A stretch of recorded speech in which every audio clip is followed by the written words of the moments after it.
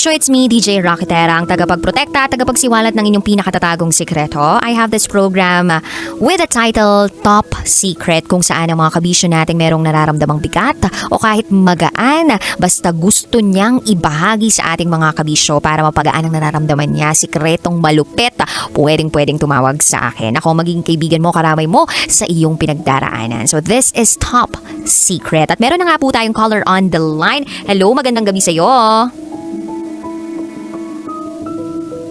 Hello? Hello? Ayan, narinig ka na namin. Magandang gabi. Magandang gabi din po. Ayan, pwedeng malaman kung anong alias ang gagamitin mo for tonight? Tinay na lang po. Tinay.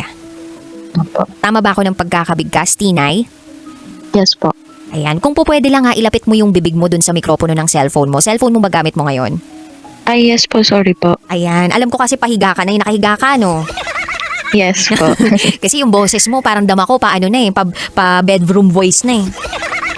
Ay, sorry po. It's okay, it's okay. Taga saan si Tinay? Taga Bulacan po. Taga Bulacan. Ito ba yung masarap yung chicharon? Opo. Para ka rin bang chicharon na kapag kinakain maingay? Hindi naman po. Medyo lang. Hindi, kapag kumakain maingay, mali lang yung pagkakasabi ko. Ito naman. Medyo lang. Anyway, ayan Tinay, from Bulacan. Alam kong napatawag ka dahil may gusto kang ibahagi na sikreto. Share your top secret. Go ahead. Yan po. Siguro po gusto ko lang i-share po yung siguro mga 2 years ko na po itong pinagdaraanan. I am a battered wife po for almost 6 years. 6 years ka nang sinasaktan ng asawa mo? Opo. Kasal ba Pero kayo? hindi naman siya.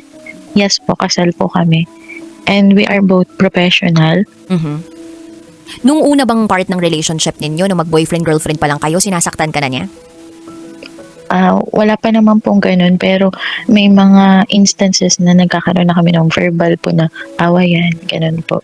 So verbal abuse lang nung una or nakakasakit siya through words nung una? Opo. And then, nung Opo. mag-asawa na kayo, Ayun na po, medyo lumalabas. Although meron po akong nalaman ko po sa kanya before sa family niya na meron na po siyang history na nananakit siya, may anger issue siya. Nung una hindi ako naniniwala, pero nung matagal lang naging kami, nakikita ko na nagmamanifest na, totoo nga pala. sino nagsabi sa'yo na meron siyang anger management issue? Yung sa family niya po, yung parents, yung mama niya po. Yung mama niya mismo nagsabi na sa'yo. Mag-girlfriend, boyfriend pa lang kayo ng time na yon. Opo, opo. Tapos, kailan yung unang physical na pananakit sa'yo ng asawa mo?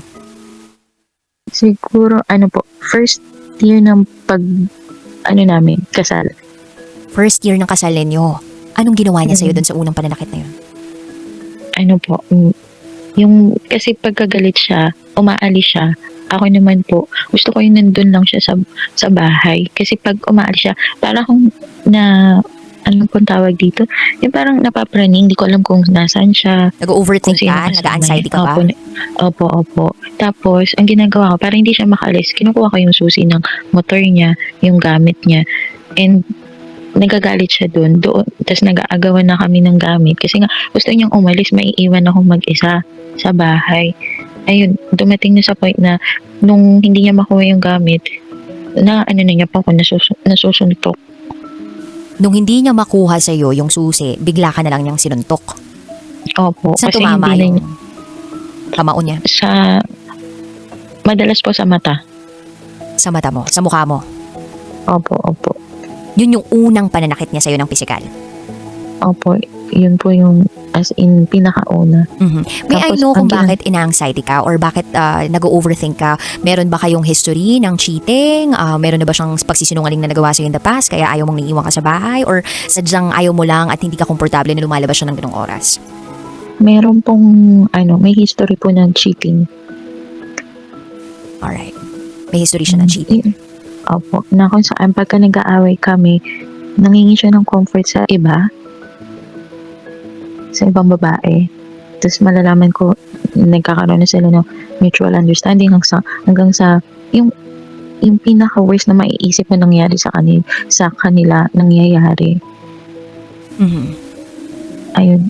Hindi ko alam kung inaamin kong sobrang tanga ko kasi ang dami ng red flag, pero nag-i-stay pa din ako kasi pakiramdam ko ako yung mali, kaya hinahayaan ko lang siya na gawin yun kasi kasalanan ko naman. Ganun yung nararamdaman mo up until now, tama ba? Opo. So, Hanggang sa currently, meron ba siyang babae and at the same time, binubugbog ka niya? last 2022, yun na yung pinakalas niya na pambubugbog sa akin kasi as in para akong mamamatay na nung araw na yun. Anong ginawa niya sa'yo? At anong pinagtalunan ninyo? Meron kaming business na pinasukan, and then nung panahon na yun, nagwo-work ako kasi I'm a teacher. Both kaming teacher, tas may extra kami na work.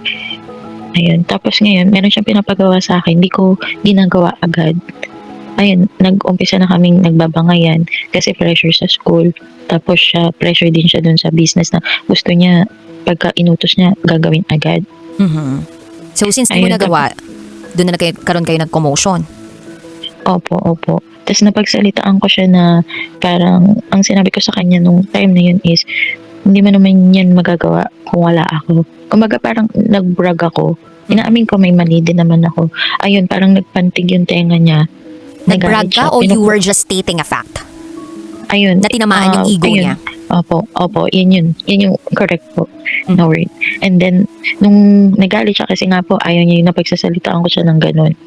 Yung stand ng camera, inihampas niya sa akin.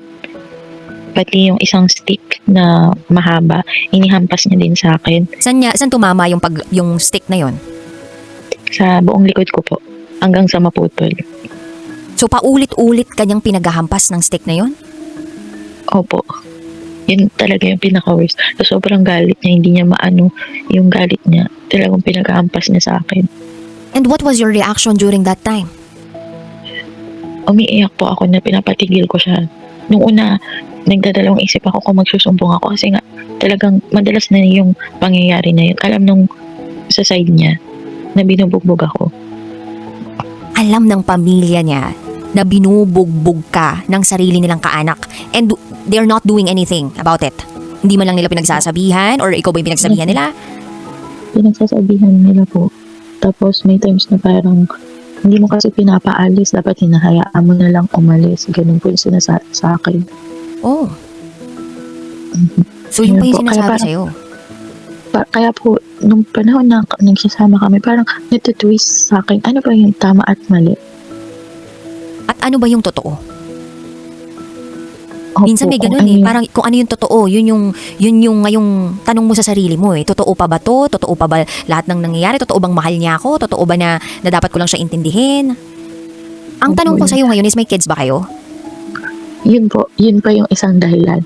Kaya kami pumasok sa work ngayon, naghanap kami ng extra work is that nagpa-check up ako, nahirapan ako magbuntis ng natural. Kasi barado yung dalawa kong fallopian tube yung pinagdadaanan. Simula nung lumabas ng result na yun, parang na-pressure siya na kailangan mag-ipon ng pera para dun sa IVF ko. Okay. So, ang sabi ng doctor sa inyo, IVF yung pinaka-best or yung best way para magkaroon kayo ng baby. Opo. And then, Doon naman sa etong asawa mo, na-pressure ka mo sa pagkita ng pera. So, ngayon, yung pressure sa kanya, pinapainit siya nung kagustuhan niyang magkaroon ng baby at the same time, dumami yung pera ninyo para nga magkaroon na kayo ng baby. Opo, yun pa yung isa. Bukod sa mga misunderstanding namin, kumbaga parang mas nadagdagan pa ng problema dahil nga dun sa sa situation ko. Kaya yung sa side niya, ang sinasabi ay mag-ampun mo na kami, ganito, ganyan. Sa isip-isip ko naman, ayoko kasi hindi pa kami okay. Hindi pa kami stable. Yung sa isip ko na hindi nga niya ako maalagaan ng maayos. Paano pa kaya pagka may baby kami or pag nag-ampun kami, ibang tao yun.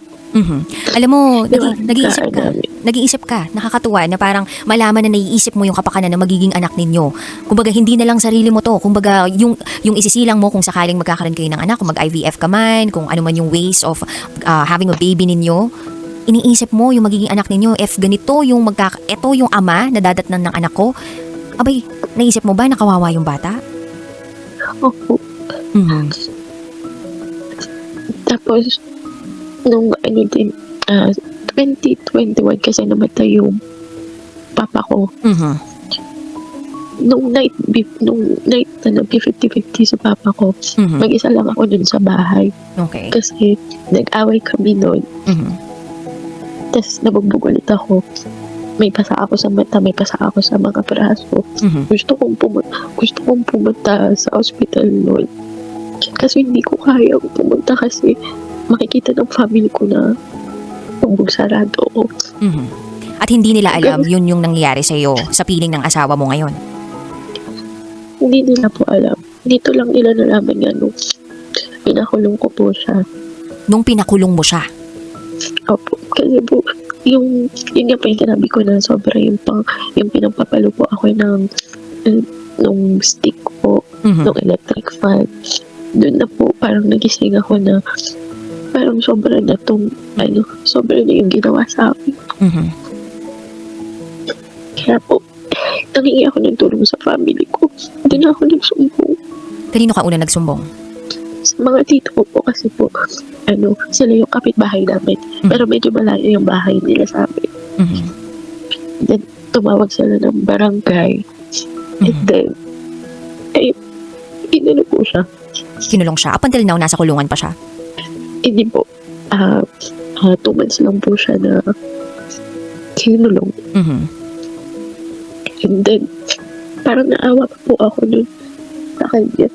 Naawa ka sa kanya. So, bumalik siya sa bahay ninyo. Hindi na po simula nung nakalabas siya ng kulungan. Hindi na po kami nagsasama. Okay, so hindi na kayo nagsasama. Yung mga gamit niya, paano niya nauwi sa kanila? Or ikaw ba yung lumipat sa inyo? Or Pinakuha yung ibang gamit niya sa mama niya. Tapos ako po, umuwi po ako dito sa mama ko. alright. So ngayon, wala na kayong communication nitong asawa mo. Meron pa rin po nag-uusap, nagkikita pa din kami. Nagkikita kayo for what reason? Lang po, magkukwentuhan, yung parang mag-friends lang. Mag-friends lang. Do you still have feelings for him? Yun nga po yung problema. Hindi ko alam kung mahal ko pa ba siya or nasanay lang ako na nandiyan siya. Kaya nakipag-usap pa rin ako sa kanya. Mhm. So, since nandiyan ka sa posesyon na yan, at dama ng buong puso mo na itong taong to ay marami ng red flags. And at the same time, parang feeling mo nasanay ka na lang nakausap tong taong to. Ang tanong ko sa'yo is, gusto mo pa ba siya na bumalik sa buhay mo? Ayoko na po, pero Ha? gusto ko lang, ayoko na po, natatakot na. Natatakot ka na sa kanya? Isa kahit kasi yung lalaki. Ano? Sorry, hindi namin masyado naintindihan yung sinabi mo na Ay, yun. sorry po. Sa, parang may trauma na po ako ngayon sa kahit sino po na lalaki after nung nangyari yun. Yes. Hindi rin po ako nakakapag-mall ngayon. Mhm. Nakakapag-mall pero hindi na katulad ng dati. Yeah.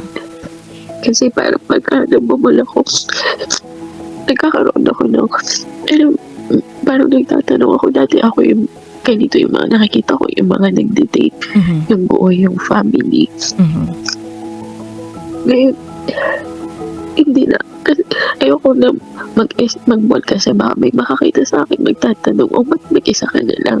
Mhm. Nasa yung asawa mo. Kasi hindi ko pa rin naman po binobroadcast na, kumbaga parang, lihim na po niya po yung status namin dalawa. Ano yung status ninyo? Yung lihim na po niya po na hindi namin totally sinasabi sa lahat ng tao na Mhm. hiwalay kami. Pero alam nila, dama po nila na yung sitwasyon namin. Mhm. So you guys agreed na hindi nyo kailangang i-public or sabihin sa mga tao na nasa paligid na kayo ay hiwalay na. Pero alam mo na alam ng mga tao sa paligid ninyo na alam na nilang hiwalay kayo. Opo, opo. Okay. Alam mo, Tinay, gusto ko pang kausapin ka, no? Para kahit papaano, madama mo naman na may kaibigan ka ngayong gabing ito. At ang bigat nung nararamdaman mo. So, mamaya, magbabalik tayo. Prepare mo lang yung mensahe mo para dyan sa ex mo, na asawa mo pa rin technically.